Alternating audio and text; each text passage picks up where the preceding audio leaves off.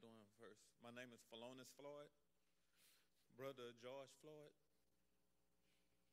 Well, we come up together.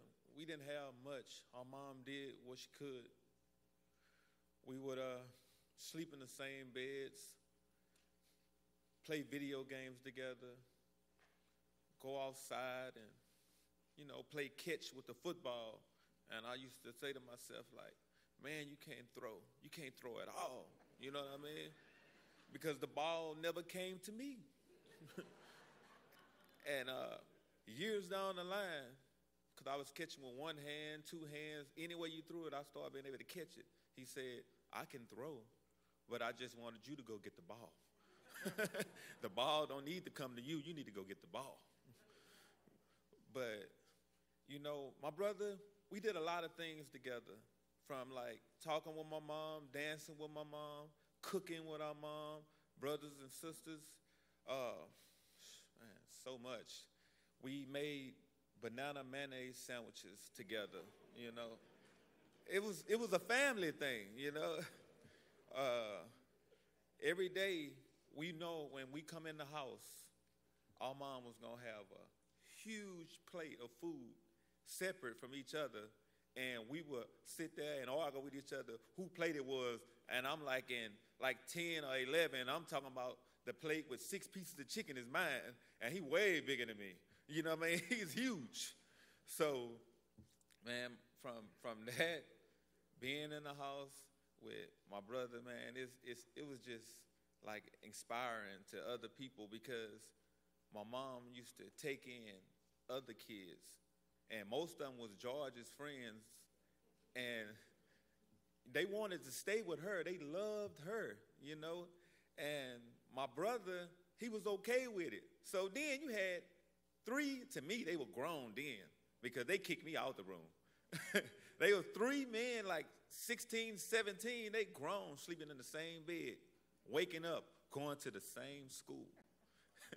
And they wouldn't leave each other at all. They always wanted to be with each other at all times.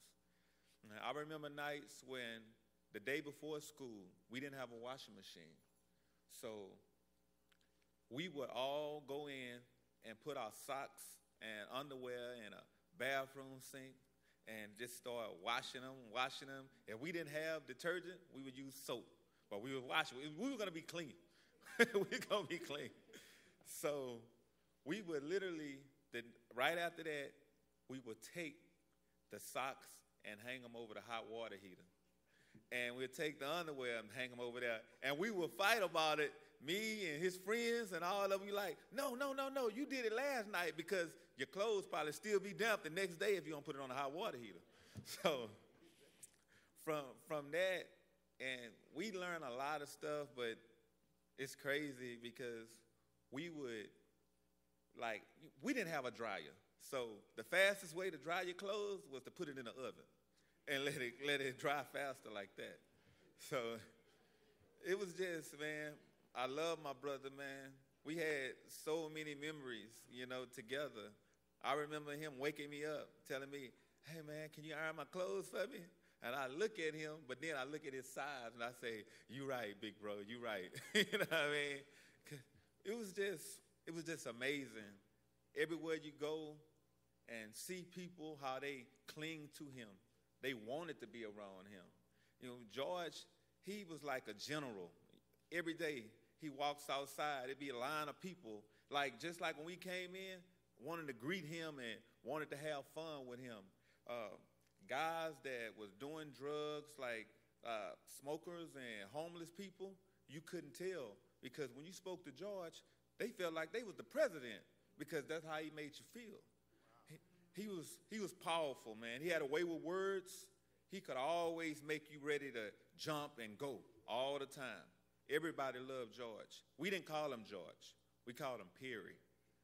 If you called him Perry, you knew him direct, because George was the name everybody called him. Big George, Big Floyd, Georgie Porgy. He had so many different names. But I'm going to go ahead and let. Go ahead. I'm not stopping you. Go ahead. I'm just, man, it's crazy, man. All these people came to see my brother, and that's amazing to me that he touched so many people's hearts, because he been touching our hearts, You come to Third Ward, where we're from, people are crying right now. That's how much they love them. I'm just staying strong as I can because I need to get it out. I need to get it out. Everybody wants justice. We want justice for George. He's going to get it. He's going to get it.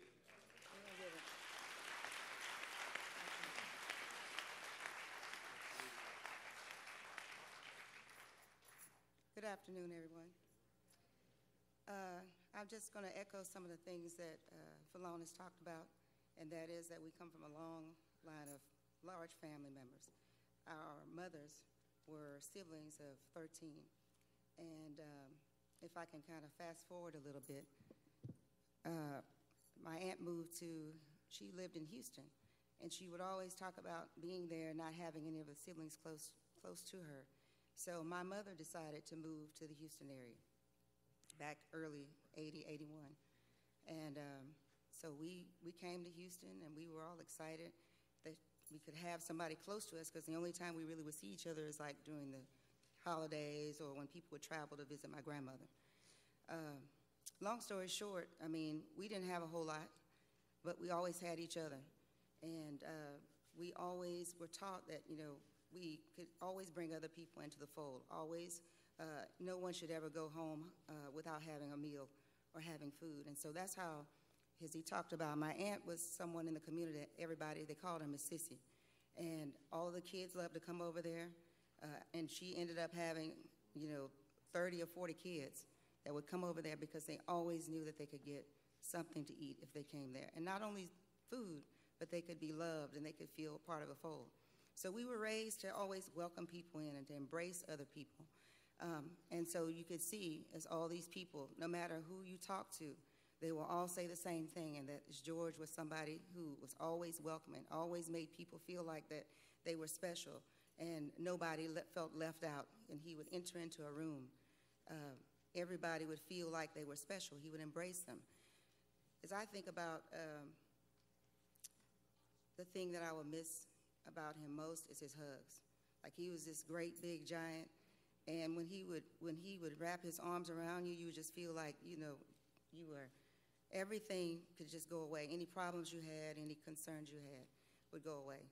So while we're all grieving, I just want to kind of highlight his children, Quincy, Javion, Tanjanika, Tyson, and Gianna, and his 3-year-old granddaughter, Journey. We all need prayer, but if I am honest about it, we are more concerned about his children and his grandchildren. So I ask that you pray for us as we go along this marathon to make sure that justice is served on George's behalf, or Perry as we call him. I ask that you pray for us and especially for their children. Thank you.